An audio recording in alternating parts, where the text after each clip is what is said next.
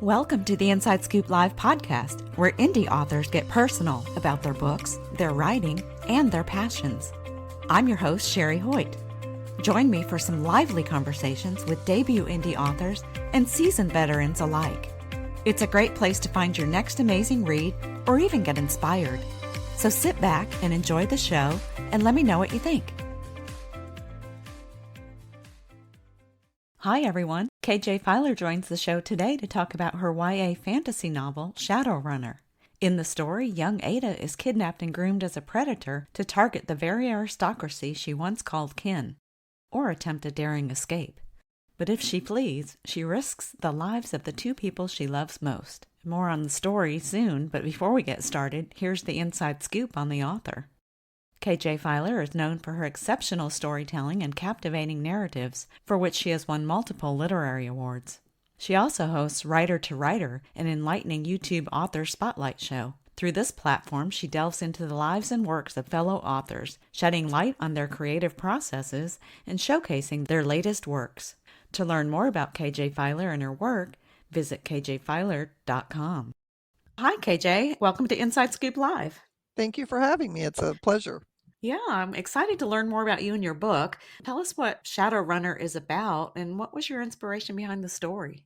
In a nutshell, it's what happens to a good person who's forced to embrace the darkness in order to survive. It's the story of a young girl who's kidnapped and raised by a secret society, and then as she comes of age, she either has to become part of this organization, which would mean that she would have to target the people she used to call kin, or she can try and leave. But if she tries to escape, she puts two people at risk, and they're the people she loves most at this point because they're the people she grew up with. One is an adopted sister, and the other is her captor, oddly enough. So it's a story of a person trying to find their humanity in an impossible situation. It's kind of a cross-genre blend of historical fantasy, steampunk, and young adult fiction. And what started the story was it was originally a short story as part of an anthology, and I was forced to write to a canon, and then that didn't launch. And so then I got everything back and I was able to write it. And I really thought that it was a novel and not necessarily steampunk. Oh, okay. Historical fiction, steampunk, and then YA. Wow, that's a lot going on there. That sounds great. So it still has steampunk elements in it, is that correct? It definitely does. And there are two sort of sisters in that genre, steampunk and gaslamp. And steampunk is usually driven by the machines. It's kind of hardcore sci-fi. And then gaslamp is driven by characters. And so technically, Shadowrunner would be a gaslamp, but it's such a small genre, it's really hard to find stories. And so then when you try and apply with, a publisher, they end up asking you what it is and you tell them and they don't have any idea what you're talking about. So Interesting. Tell us a little bit about your protagonist, Ada. What makes her tick and how does she stand out as your lead character? Well, in the beginning, she is the child of aristocrats, and she's living a typical aristocratic Victorian life, which you would think that would be wonderful. But in reality, she makes appointments to see her parents, and her friends are her staff. So she's enjoying a particular privilege, though, in that there's no male heir yet. And so her father, he teaches her to play chess, and he reads bedtime stories, and he lets her ride his horses. But he's doing all this while he waits for his wife to produce a son. So Ada knows that her place in the family can't last, and she does understand that she will someday marry a man of her father's choosing and become a mother, and she's okay with that. She just hopes that he'll pick a handsome young man for her and somebody who's kind, and possibly she might even fall in love with him. But she secretly yearns for a different life. She wants to travel and have adventures because she had a bohemian grandmother who did just that. She moved to America and wrote and sold poetry until her brother seized her assets and made her come home and get married. So Ada saw this as somebody that she would like to be like, and it's not possible for her. Her wish comes true, but she, be careful what you wish for, because in her wish coming true, her circumstances are very dire, and she has to learn to find her mettle. She finds comfort in helping other people in an otherwise really unkind environment, and that's how she maintains her sense of self. Yeah, she sounds like she was a bit ahead of her time. Well, her grandmother for sure. Wow, that's a couple generations. Yeah. Her name, Ada, is her name, and it's a nod to Ada Lovelace. So Oh, nice. Okay, now I get it. So, which aspects of Ada's personality sprang to life first as you shaped her character? she is oddly naive but gutsy. Mm, So pretty quickly, she learned after she's kidnapped that she better toe the line where she's living. But she's determined to remain a good person. Here she's being required to steal and lie, and she thinks that she has to atone for that. And her way of doing that is being kind to other people anytime she gets the opportunity. But she also learns to be disobedient. It's sort of a civil disobedience issue for her, and one that it just right up to but not including they're going to punish me. Just they got mad at me and they might yell at me. And that was something that kind of came out quickly, and I was really surprised about that. mm. I love to hear about surprises that writers learn from their characters. Well, I was going this way, and then all of a sudden she took this turn this way. And I don't know how that happens. I can't explain it, but I love it. Yeah, I have no idea either. I was just very surprised. You think you're writing the story, but you're really not. Sometimes it feels like taking dictation. I'm Yeah. not sure. That's funny. The relationship between Ada and her captor is central to the story. You mentioned that a little bit ago. What complexities did you want to explore through their interactions?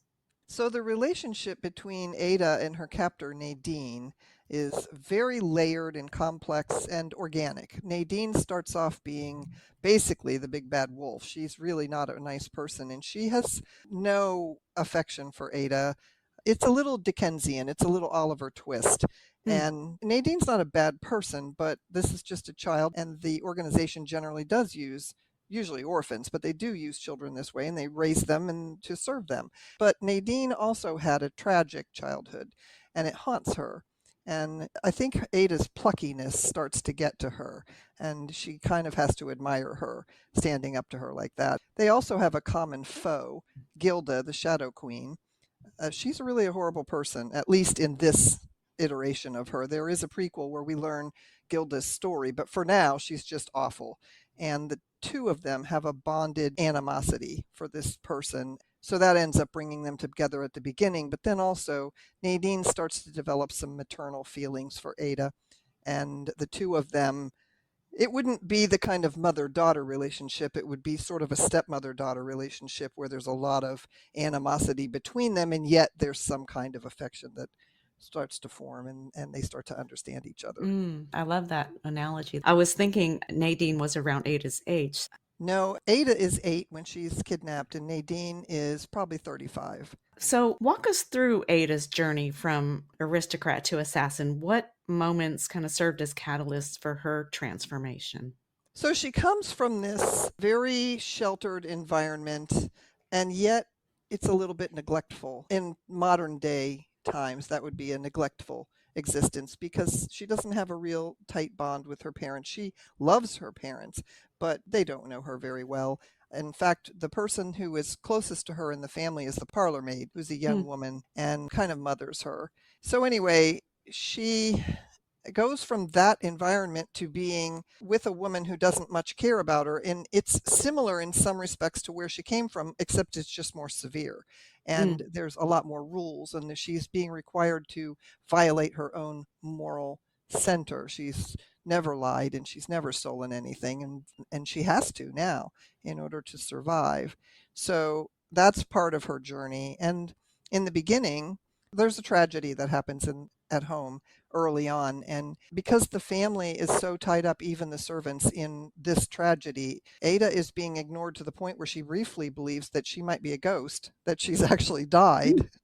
Oh, gosh. And the reason that she thinks that's not the case is that the parlor maid can still see her and her aunt's dog can still see her. But at that time, she starts to see a very horrific apparition, and she thinks it's the Grim Reaper, and she's not far off. Aw. And that's the thing that she has to face up to, and that is where she starts to find her mettle, her pluck, because no one will believe her, so she's left to deal with it on her own. Yeah. So, yeah, so starting in her early journey, it's a matter of, well, I guess I'm on my own. And then it's, well, I have people around me, but they're asking me to do things I don't want to do. And then in the end, it's, what do I want to do? Do I want to stay here? At least they're my family. but on the other hand, can I live like this? So, Mm. yeah. It's amazing, though, our durability, like what we will or can do, when forced into certain situations. And her relationship with her parents, that was kind of typical of that era, though, wasn't it? It was very typical. There have been a couple of things readers have said that surprises me and kind of tickles me. There was one, I got a review and she gave me 5 stars, but she put a trigger alert on it and said child abuse. And I had to laugh because I thought, if you never read Dickens, because the kids went to work, that was not uncommon. And also, somebody that was beta reading for me early on said, I feel bad for her. You have her having an unnatural relationship with her parents. And I said, no, you're thinking of a modern relationship. And in a Victorian relationship, this is perfectly normal what she's experiencing. Yeah, yeah. She would have She made might even, appointments to see her yeah. parents. Yeah. Oh my gosh, yeah. She might have even had it pretty good considering, Yeah. Somebody was paying attention to her. right? You talked a little bit about Victorian England's societal norms. Was there anything that surprised you during your dive into that kind of research part of it? Well, I was always a Victorian London geek, and I've been to London and I've spent a lot of time in Great Britain. So I'm real familiar with her surroundings and I'm familiar with the history. So I was pretty clear eyed about that. But the thing that surprised me wasn't so much the story, it was the readers. And it occurred to me early on in a conversation with a beta reader that Hollywood has glamorized this period in time. Mm. And one of the questions I asked her was, how do you suppose you take a leak in a hooped skirt? And she just looked at me and I said, it's possible. And she said, how did they wash their hair? Did they have bathrooms? Like, now this is a whole rabbit hole of daily life and hygiene that I was hoping she would go down, because it was not a great time to live. If you were a woman, there were a lot of things that we take for granted. So that was a surprise to me. So what did surprise me was that modern readers don't seem to know about that period. They think they do, and they really don't, especially the children being sent to work. As soon as a kid was able to talk and walk, they were sent into the mines and they were used in factories to clean out machines and stuff because they could get into small places. Mm, So this was normal. And today, that's unthinkable. And right. also, women didn't have any real rights in that period. This would have been the beginning of the women's movement, actually. And a lot of women don't think about that.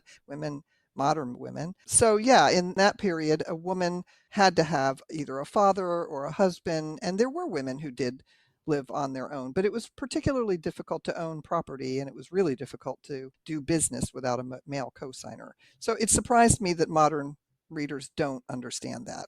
Yeah, yeah.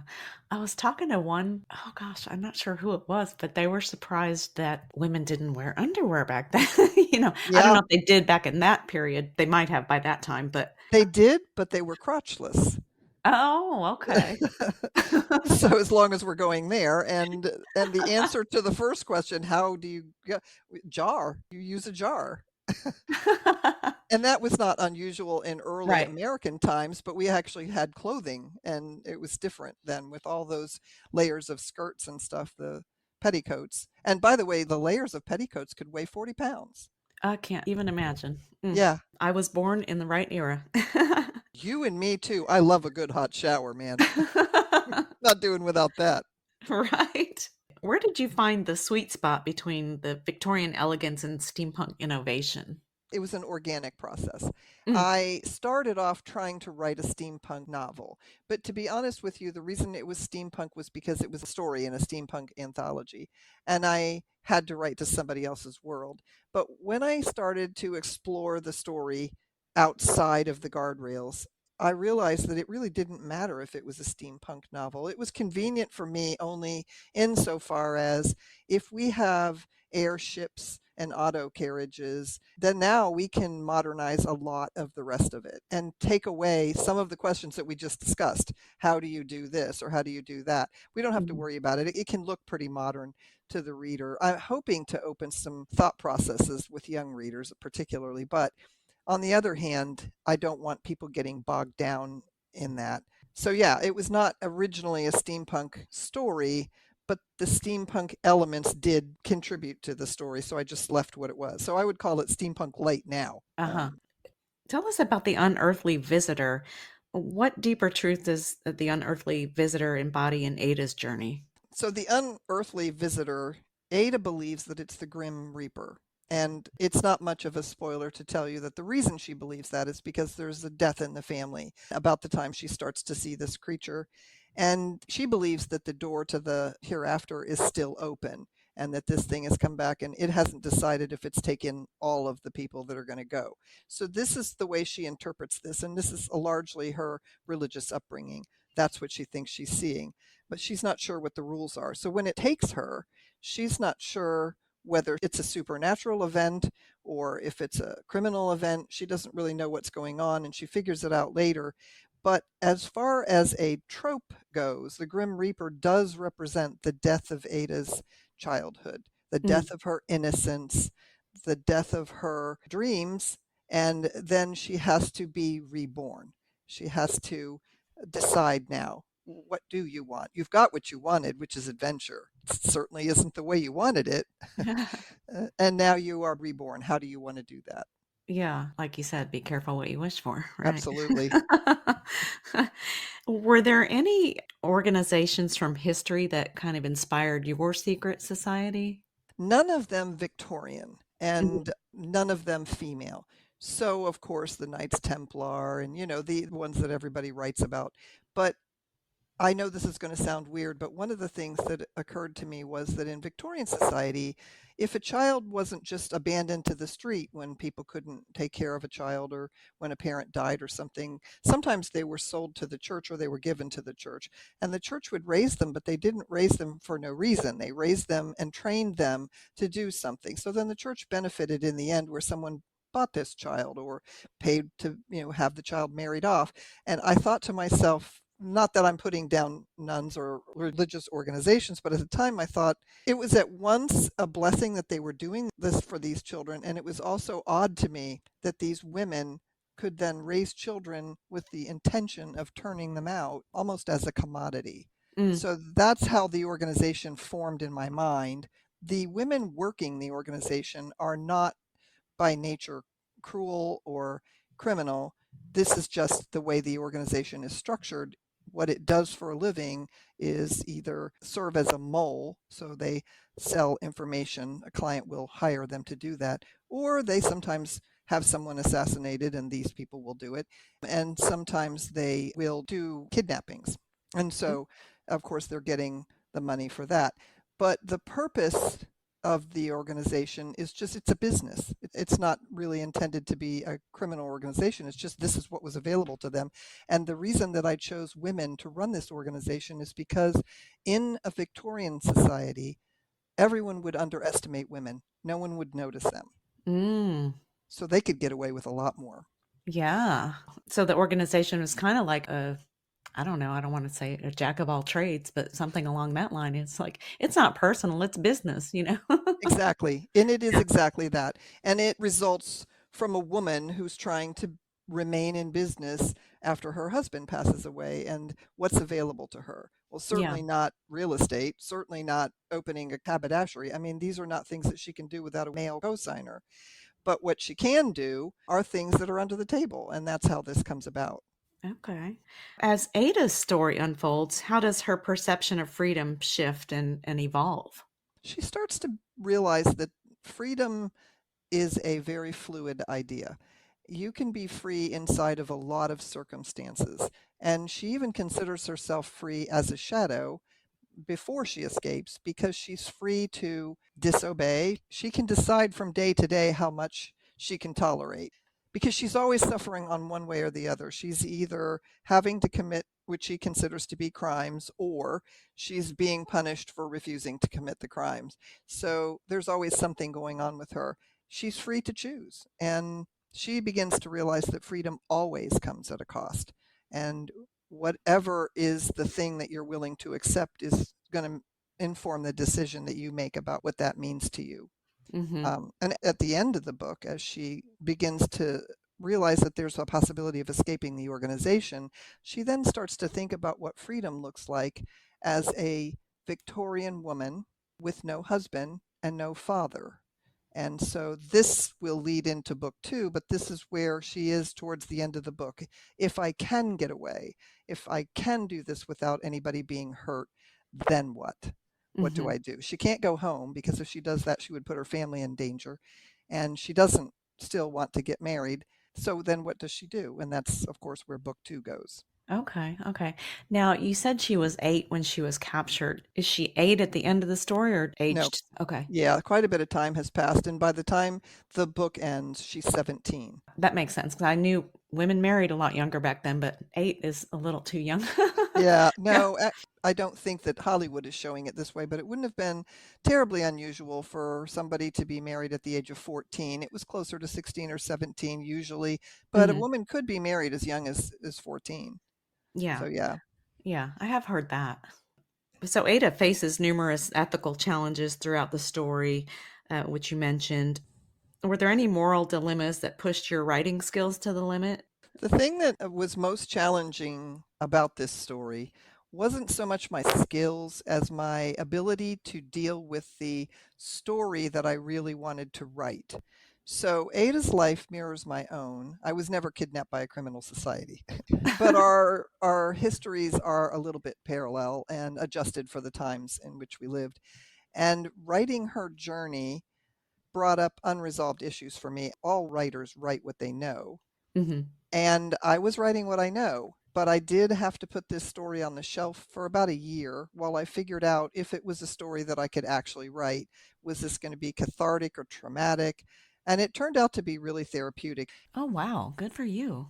So, in what ways does the predator prey dynamic mirror power structures in both Victorian and modern societies? It was less of predator prey than it was an imbalance. Hmm. So Ada is both a predator and she's prey. In the beginning, she's prey and then she becomes a predator. Mm-hmm. And she gets to the point where nobody really could tell her what to do if she really wanted nobody to. She's pretty self sufficient and she could protect herself on the street. There's no really worry about that. But she's still stuck with that imbalance that as a woman in society, if she's not legitimized by a man, she doesn't have an identity. So then she has to figure out, do I want to continue to be a shadow? Because she could still do this. She could have a minor operation on her own and Mm-hmm. continue small petty theft, you know, but it just eats at her. She thinks God has a pad and is writing down everything she did, and she's eventually going to have to deal with that. So that's a problem for her. But then how does she, go back out into life and not have that burden and deal with, moving forward as an independent individual? How do you overcome societal restrictions on that? Right.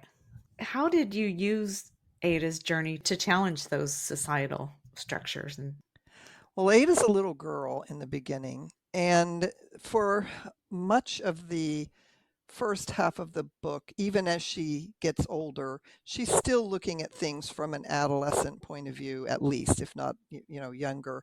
And so she sees things in a more pure way.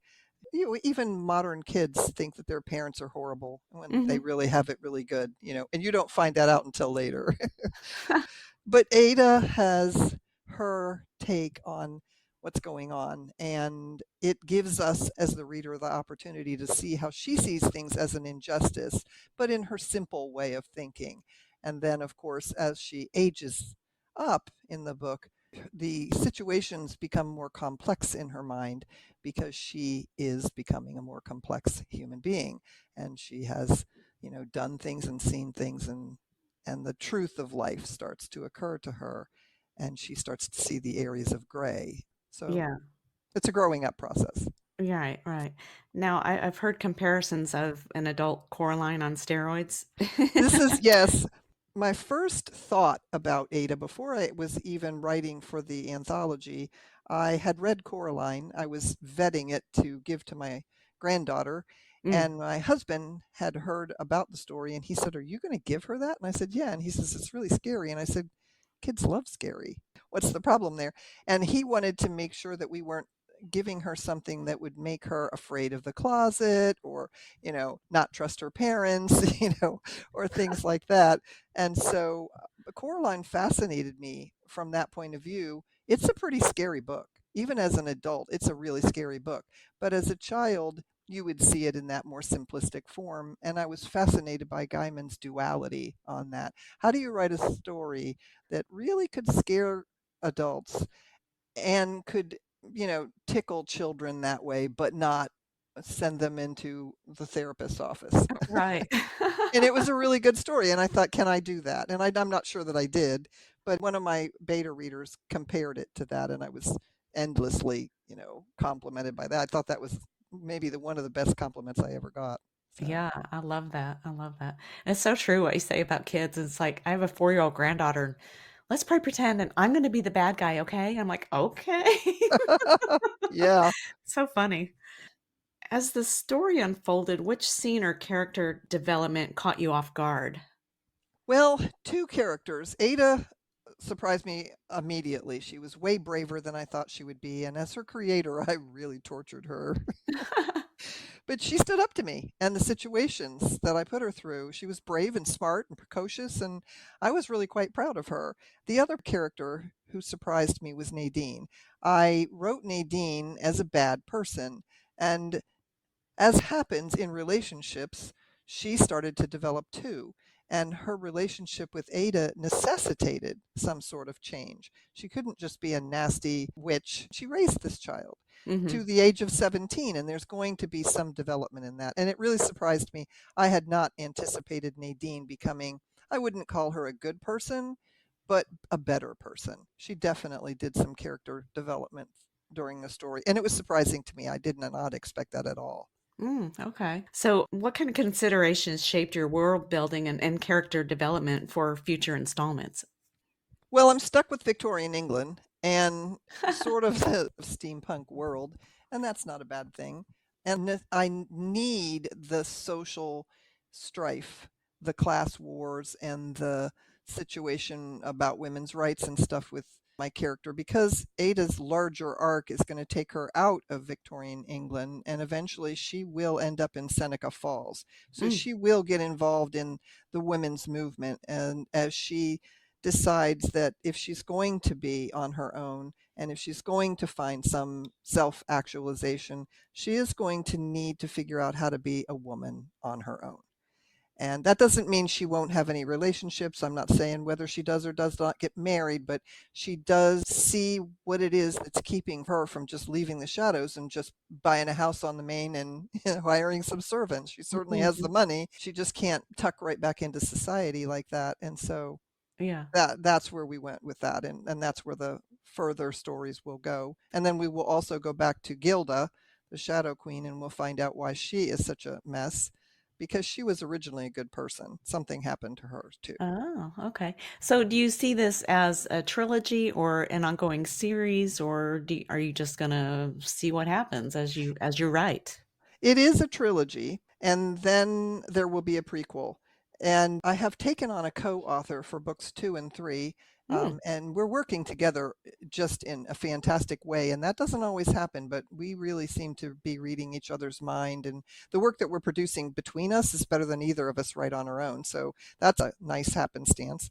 So we will continue and finish the trilogy and we will do the prequel together. And then after that, both of us have talked about spin-offs, but I don't want to just keep writing stories in this world because it's convenient, because we've done the research. hmm. And if there isn't a story to tell, then it'll just end. There are 2 other books on the horizon. They're actually sitting in my desk right now that would be completely outside of that world. I'm Okay. anxious to get to a different one. Yeah, yeah. How did you hook up with another author and what made you decide to go with a co-author? I have been involved in a number of critique groups for years, and I've been very blessed to find really good ones. This particular young woman, her name is Harrison Kane, and she was in a critique group that I was in. And to be fair, I actually introduced her to that group. She was a young writer and she was wanting to get published. She has stories, she's a beautiful writer, but I've known her since she was 14, back when she wanted to be a writer. Oh, And wow. I wouldn't say that I'm her mentor, but I'm definitely one of her biggest fans. And any opportunity that I ever came across, I pointed her at it and said, go get it. And if you need help, call me and I'll help. So when I was looking to speed up the publishing process. Critique groups are great, but if you're going to get your book ready for an editor, you really need to move faster than that. So I talked to Harrison because I knew she knew the story. She had been giving me great feedback, and I said, how about if I hire you as an editor and we'll do that. And she would just be the first. Basically, she would be a super beta reader, but paid. Then as we were working together, I realized how much she knew and how much our collaboration was expanding the ideas and really filling things out. So I asked her if she would like to try a co-author relationship, and she said yes. And I said, understanding that I'm the CEO of this project, and if it's not working at any time, no hard feelings. And it has worked beautifully. And I've been very surprised because I know other people who have gone into arrangements like this and it has not worked out, and it's ended up ending friendships, Right. Yeah, but the two of us are writing together very well. And I could actually see going on past this series with her, except to be honest with you, there has to come a time when she launches out on her own. She is such a good writer and needs to start producing her own work in her own name without mine stuck on the side. Yeah. So, yeah. Oh, well, that's great. That's a great opportunity for both of you. Well, KJ, thank you so much for joining me today and sharing a little bit more about you and your work. Is there anything else you wanted to add? No, this has been a very thorough interview and very pleasant. And it's been nice to finally talk to you like this. I know we've had a lot of emails back and forth, and I just really enjoy chatting with you. So I really appreciate it. Thank you so much for joining me today for my interview with KJ Fieler, author of Shadowrunner. To learn more about KJ Fieler and her work, visit kjfieler.com. And be sure to check out our other interviews at InsideScoopLive.com.